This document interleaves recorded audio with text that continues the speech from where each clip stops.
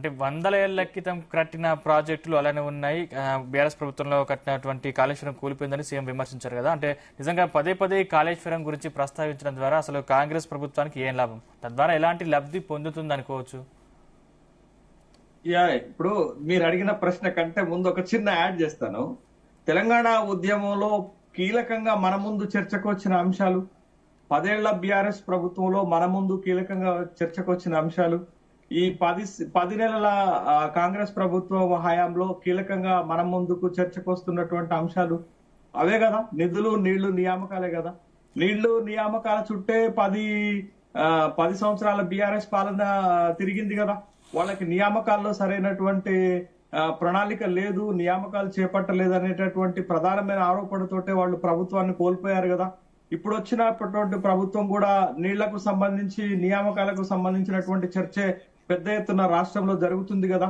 అంటే మొత్తం అటు ఉద్యమ కాలంలో గాని, 10 ఏళ్ల బీఆర్ఎస్ పాలనలో గాని, 10 నెలల కాంగ్రెస్ పాలనలో గాని మనం ఏ అంశాల చుట్టూ రాష్ట్రాన్ని మొత్తం తిప్పుతున్నారనేటటువంటి విషయాన్ని మనకు కనపడుతుంది.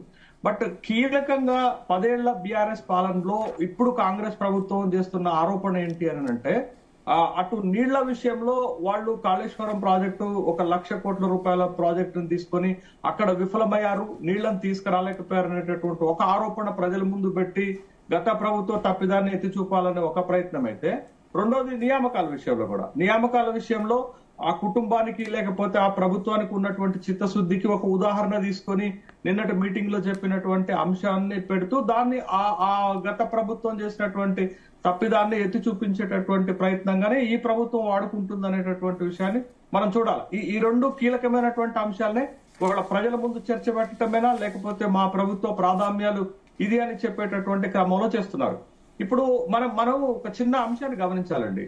ఎప్పుడైతే మేడిగడ్డ బ్యారేజ్ లో ఉన్నటువంటి పియర్స్ కుంగిపోయినాయో, తర్వాత అన్నారం సుందిళ్లలో సమస్యలు వచ్చి ఆ బుంగలు పడ్డాయో, అప్పటి నుంచి కొత్త ప్రభుత్వం వచ్చిన తర్వాత రకరకాల ఎంక్వైరీస్ ని కాల్ ఫర్ చేస్తారు. విజిలెన్స్ ఎంక్వైరీ జరిగింది, నేషనల్ డ్యామ్ సేఫ్టీ అథారిటీ వాళ్ళ ఎంక్వైరీ జరిగింది.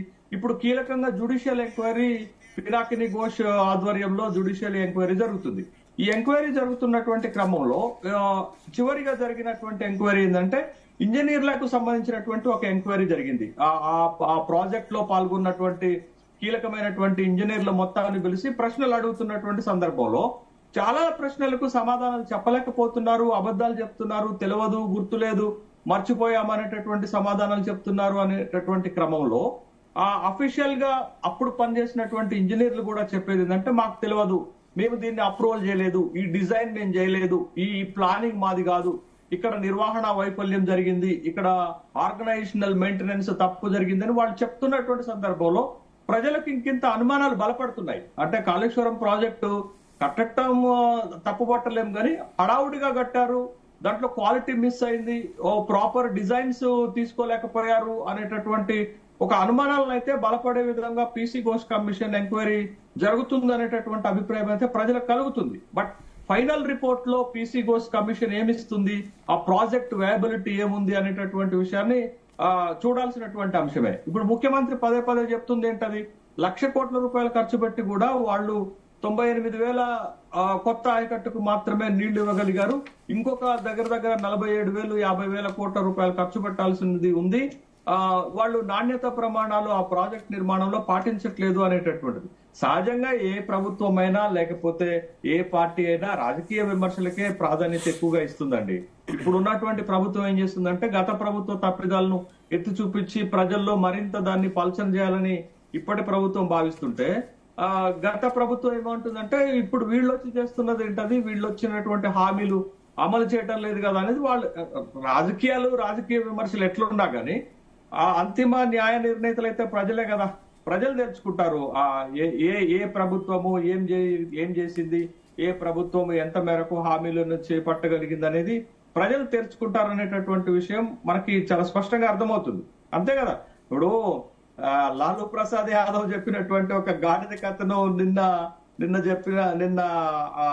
నియామక పత్రాలు అందజేసే సందర్భంలో ముఖ్యమంత్రి గారు మాట్లాడినది అదే కదా. అప్పుడు ఉద్యమ కాలంలో కేసీఆర్ ని గౌరవించారంటే ఆ ఉద్యమానికి ఉన్నటువంటి క్రెడిబిలిటీ, ఆ ఉద్యమానికి ఉన్నటువంటి గౌరవమే. ఆ ఉద్యమం అయిపోయిన తర్వాత కేసీఆర్ పాలన చూసి ప్రజలు ఆయనకు ఓట్లు వేయలేదు కదా అనేటటువంటి అభిప్రాయమే ముఖ్యమంత్రి వ్యక్తం చేశారు. బట్ ఏంటంటే అట్లాంటి కొన్ని కార్యక్రమాల్లో రాజకీయ విమర్శలు ఈ స్థాయిలో చేయటం మంచిది కాదు. కానీ ముఖ్యమంత్రి ప్రతి వేదికను ఓ రాజకీయ వేదికగా మలుచుకుంటున్నారు.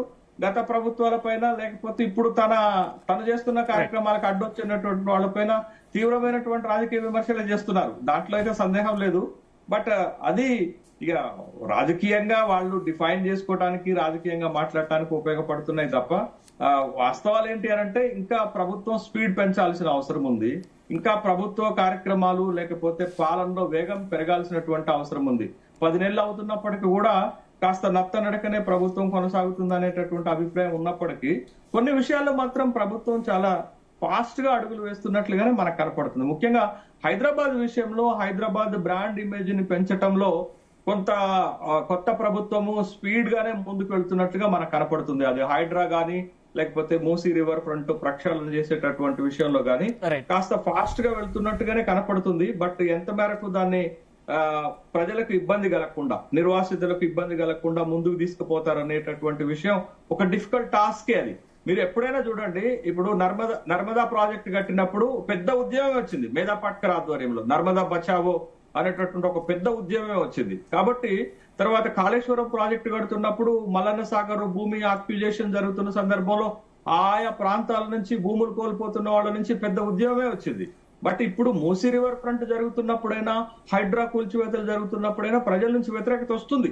బట్ ఆ ప్రాజెక్టులు తెలంగాణకి ఎంత మేరకు ఉపయోగపడతాయి, ఆ ప్రాజెక్టులు హైదరాబాద్ ఎదుర్కొంటున్న సమస్యలకు ఎంత మేరకు పరిష్కారం చూపించగలుగుతాయి అనేది ముఖ్యమవుతుంది. బట్ ఈ మొదట్లో ఇనిషియల్ స్టేజ్ లో ఇలాంటి వ్యతిరేకతలు కొత్త ప్రాజెక్టులు తీసుకున్నప్పుడు వస్తాయి. బట్ వాటిని అధిగమించడానికి ప్రభుత్వం ఒక మానవతా దృక్పథంతో ముందుకు రావాల్సినటువంటి అవసరం ఉంటుంది. మరింత నిర్వాసితులకు ఇవ్వాల్సినటువంటి అవసరం ఉంటుంది. ఇప్పుడు ప్రతిపక్షాలు కూడా రెచ్చగొట్టే విధంగా కాకుండా అసలు మూసీ రివర్ ఫ్రంట్ ప్రక్షాళన జరగాలని బీఆర్ఎస్ అంటుంది, బీజేపీ అంటుంది. బట్ ప్రభుత్వం అనుసరిస్తున్నటువంటి వైఖరి పైన కొంత అభ్యంతరాలు ఉన్నాయి. కానీ వాళ్ళు సూచనలు కూడా చేయట్లేదు, విమర్శల వరకే పరిమితమైనట్టుగా మనకు కనపడుతుంది. బట్ ఇప్పుడు 2 కమిటీలు వేశారు కదా. ఒకటి సెర్ఫ్ సిఇఓ దేవరాజన్ కమిటీ వేశారు, రెండోది ప్రతిపక్షాలతో సంప్రదింపులు చేయడానికి బట్టితోటి తర్వాత పొన్నం ప్రభాకర్ తోటి ఒక కమిటీ వేశారు. బట్ సూచనలు కూడా చేయాలి, విమర్శలకే పరిమితం అవుతున్నారు. బట్ మూసీ రివర్ ఫ్రంట్ లో ఎదురవుతున్న సమస్యల పైన ప్రతిపక్షాలు విమర్శలే కాదు, దాంతో పాటు ఈ విధంగా చేస్తే బాగుంటుందని సూచనలు చేయాలి. గత ప్రభుత్వం కూడా ప్రక్షాళనకి